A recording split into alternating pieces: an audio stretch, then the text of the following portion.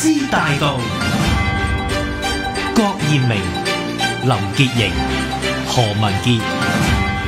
繼續翻嚟呢，就係財資大道啦，大家都關注呢，就係啱啱過咗嘅七欖嘅賽事啦，就係啟德體育園呢，就係3月1號開幕以嚟呢，就係首個嘅大型嘅一個體育盛事啦。咁其實呢，人流方面都相當之多啦，你睇到呢，就超過11萬人次呢係入咗場啦。咁其實呢，對於即係區裏面方面呢，居民有啲咩反應呢？整體運作流程係點呢？請埋呢一位熟悉嘅嘉賓同我哋傾下啦，就係九龍城嘅啟德中及南區議員呢，張景勛議員同我哋傾下。Hello， 早晨啊，張議員。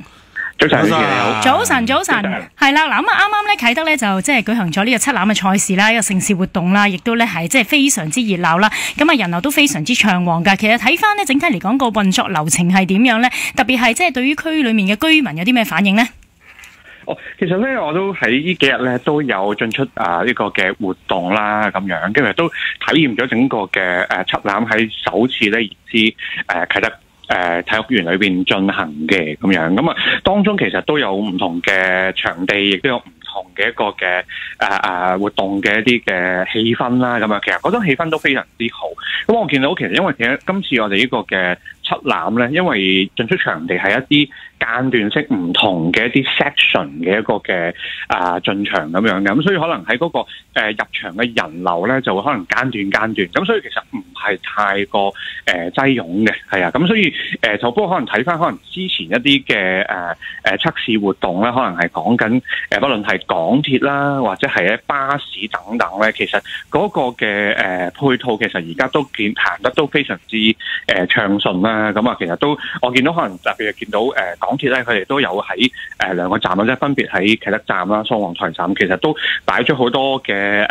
職員啦去做一個協助乘客嘅。因為我都留意到，其實當然今次活動咧，即係除咗香港嘅市民去參與之外咧，都有好多唔同就係各地嘅朋友過嚟啦。咁所以見到其實可能需要多啲嘅協助俾佢哋，可能佢哋八達通，佢哋可能反而係多人要去翻增值嘅位置，要可能人手去增值咁樣。咁所以可能協助上面又比較多少少。咁同埋巴士路線上面都其實都同往時一樣啦，就係唔同嘅即係特別嘅班次去服務居民啦，或者係旅客去翻佢哋所去嘅地方。咁我覺得都尚算係順暢嘅。其實係。我琴日同第一日都有去下現場啦。咁啊，第一日嘅時候就call 車去啊，落車就有個的士落車點咧，就比起開幕禮嗰日就近咗個主場館嘅。咁啊，但係就目測就冇乜的士喺度等客喎，即係好似後來係咪都反映咗咧嚇？其實都係嘅，咁可能第一日咧，可能嗰個的士上面嘅安排咧，就仲要啲時間去優化啦。咁但係我見到都好快改變咗少少。咁我特別可能見到琴日咧，我哋完場嘅時候咧，我特登都去咗一個單位嗰度啦，有少少察啦。咁望落去樓下見到整個木泰街嗰邊咧，其實都好多的士咧喺嗰邊轉出，然之後咧就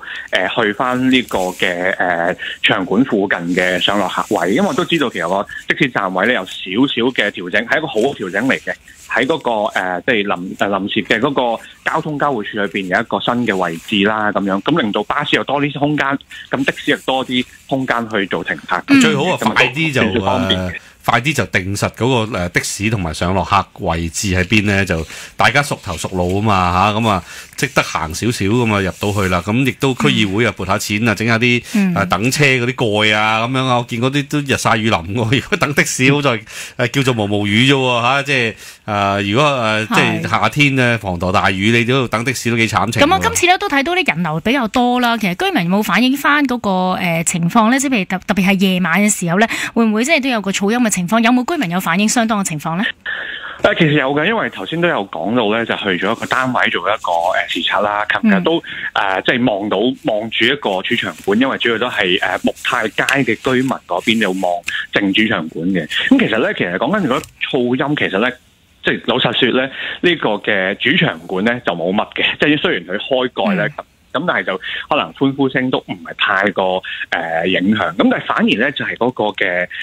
球迷村嗰個嘅氣氛啊咁樣。咁我其實都有，當然都有去過球迷村啦。咁啊，即係氣氛都非常之好。但係老實說，個氣氛咧就唔係話純粹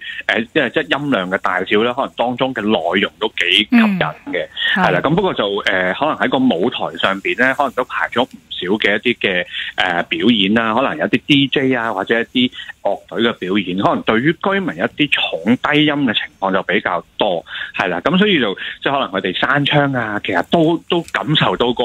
bass 嘅音樂咁樣嘅，係啦。咁所以可能呢方面咧，可能喺往後其實都會建議，即係喺區議會裏邊都希望可能同即係其他嘅部門咧，特別係環保署啦，同埋園方都有多少少溝通，就係關於建議可能將來咧可以音量上邊可以有多啲少少嘅管制，俾翻主辦方有一個新嘅一啲規則或者規矩，等佢可以遵從咁樣嘅。咁啊，希望咧你哋區議會都跟進翻相關事宜啦，令到呢個活動咧一個比一個搞得好嚇。今日咧我哋同你傾到呢度先啦，唔該晒你嘅。